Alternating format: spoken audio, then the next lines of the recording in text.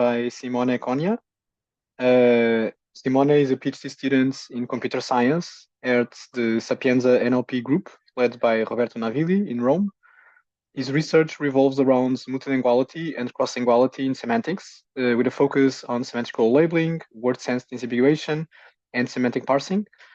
And we are very glad to count with Simone here. He's going to talk about some recent efforts that have been done for developing a large language model for Italian. Hi, everybody, and thank you for the introduction, Andre. Let me share my screen.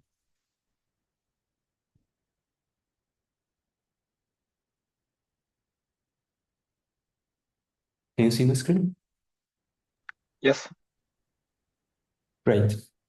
So thanks again for organizing this event. My name is Simone Conia, and I'm here to present today Minerva, or our efforts to train an Italian large language model from scratch.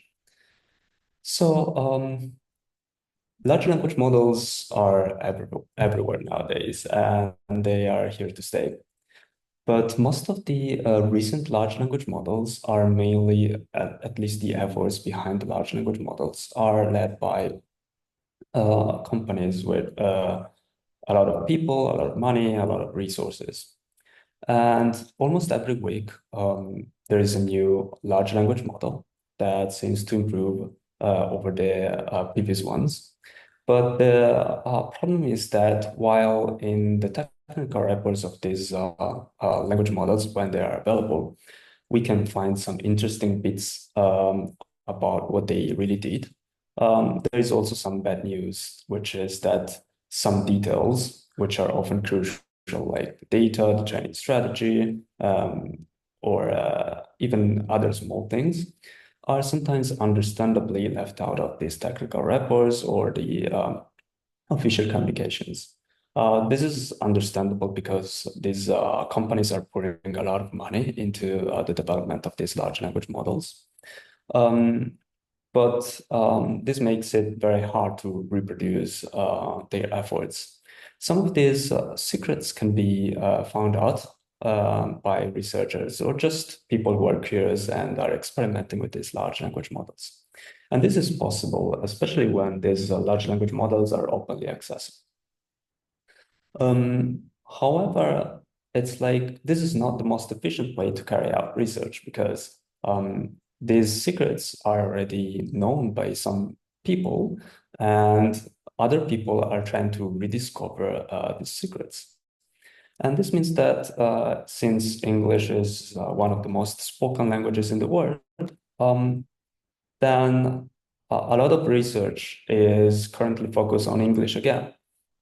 And therefore, we have this question of whether the same findings can be applied to other languages.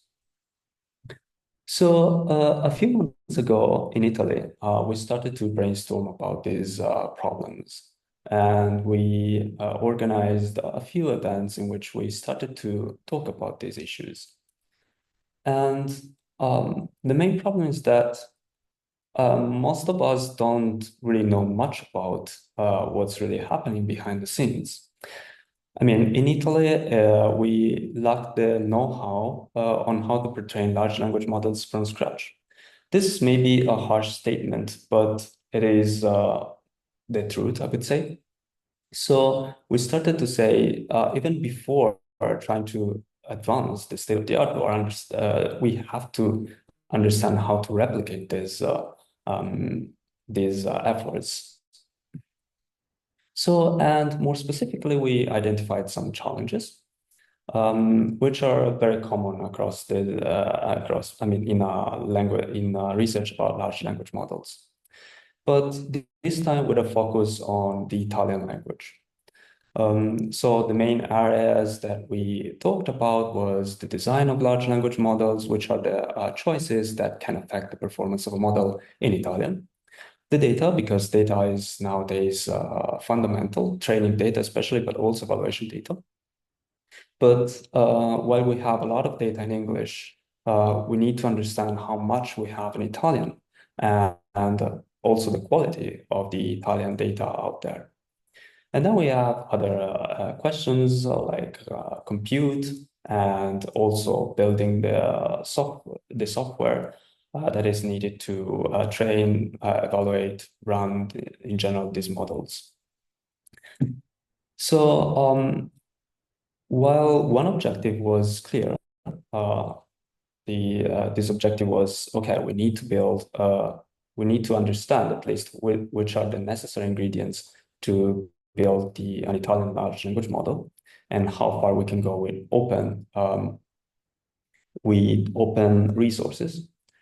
I would say that the other two objectives are that we try to identify are more important to us. One was open research.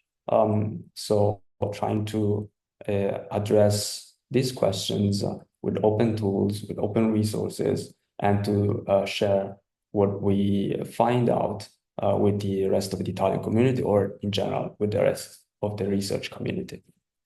And the other one is the know-how. We need to somehow try to learn and share with the rest of the Italian community so that the Italian community can become stronger. And I would say that, as I mentioned, the last two objectives are more important than producing an Italian large language model, because, of course, our aim is not to build an Italian language model that is the best possible one, but also because in the future, new architectures may come out, and we just wanted to be as prepared as possible for the future of research in large language models. So we like to say that we set out for a little adventure, and we assembled this team, which we call the Minerva team, and build the first open large language model trained from scratch in Italian. This work wouldn't have been possible without the supervision of Professor Roberto Navigli and the other team members, Riccardo Orlando, Pierluigi Huguet Capot, Luca Moroni, and Eduardo Barba.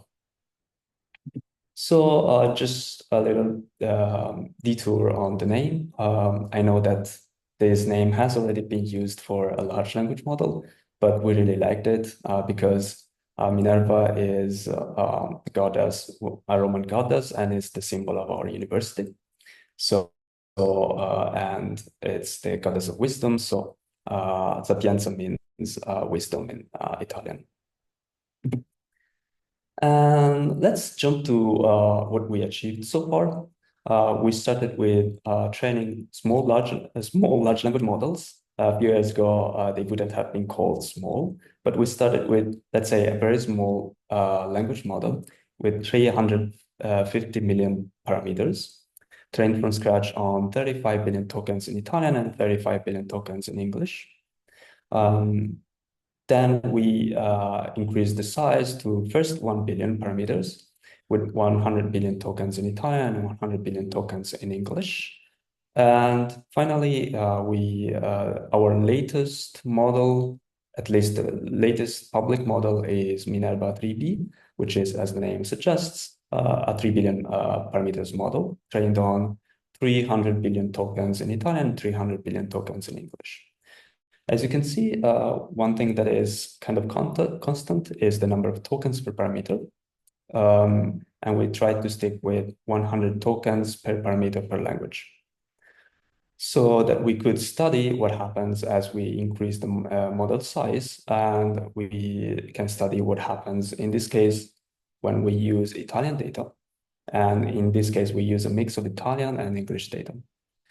However, we are also training a 7B model right now. This is currently training, and it is trained on 1 trillion tokens in Italian and 1 trillion tokens in English, plus some tokens for a source code. This is the first time we at least try to train a 7B model, which should be on par with, with other standard model sizes. So 7B is one of the most common ones. So today I would like to give a few examples of the challenges that we have seen, and especially in designing the language models and the data that we use for the large language models. So here I would like to give a very small insight, maybe not so surprising, but what we can do when we can directly work with the tokenizer, I mean, retraining the tokenizer from scratch. For example, we can study, thanks to Minerva and this project, we can study what happens if we train the tokenizer with a mix of English data and Italian data. And what we see is that the fertility, meaning the average number of tokens per word, um, that it's not affected when we use in English when we include Italian data, which is good news. As you can see here, I don't know if you see my mouse, but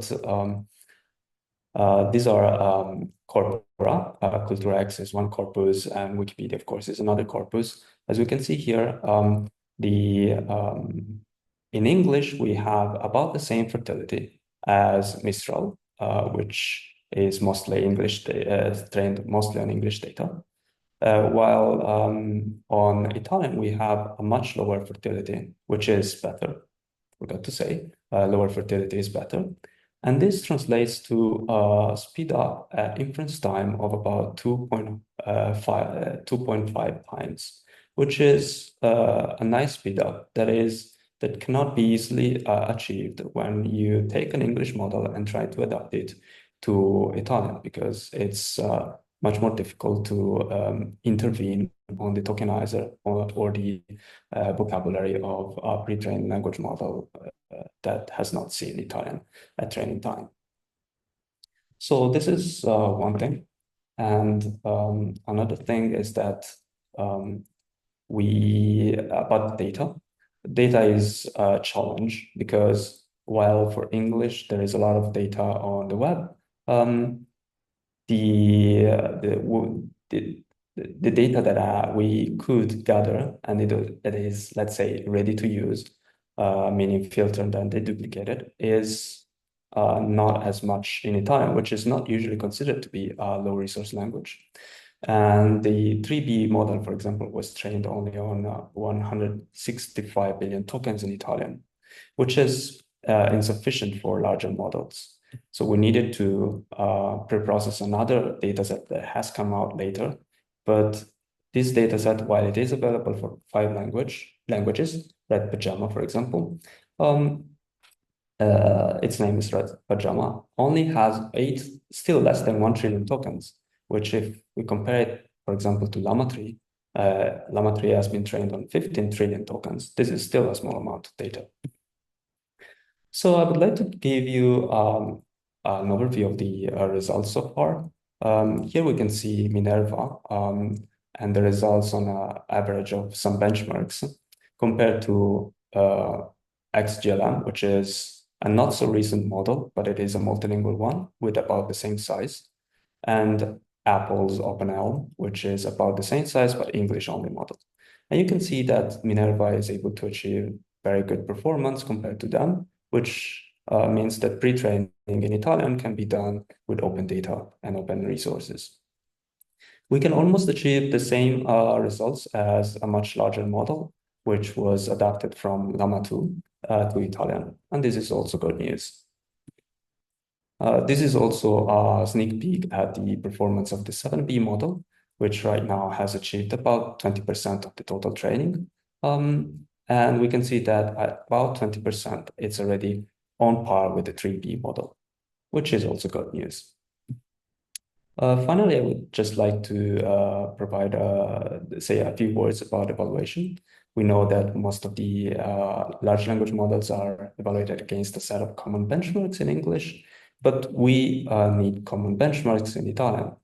And we had a plan which consisted in starting from existing benchmarks, but this turned out to be not a good plan for various reasons I can talk about maybe later. So we started to translate English benchmarks into Italian. And this has a number of pros and cons, of course. The main pro is that we can have the same translation process for all the datasets we are interested in. And the cons is that it is still translation, so it's automatic. And in the process, we are developing some tools to help the rest of the community translate other benchmarks. And for this, we're also using, for example, Tower Instruct, which is a very good model for us. So just to our main objective is still to help the Italian community. So we're having periodical updates with 50 to 100 researchers to share our progress and discuss problems and directions. And this also takes a lot of time and effort to coordinate everything. And finally, Minerva is still an ongoing project, and we want to do so many other things like building our own pipeline for data. This requires support for other partners like AWS, or train a model that is in Italian only with no English, and so on. So Minerva is available on Hugging Face. The 7B model will hopefully be available very soon. And thank you for your attention.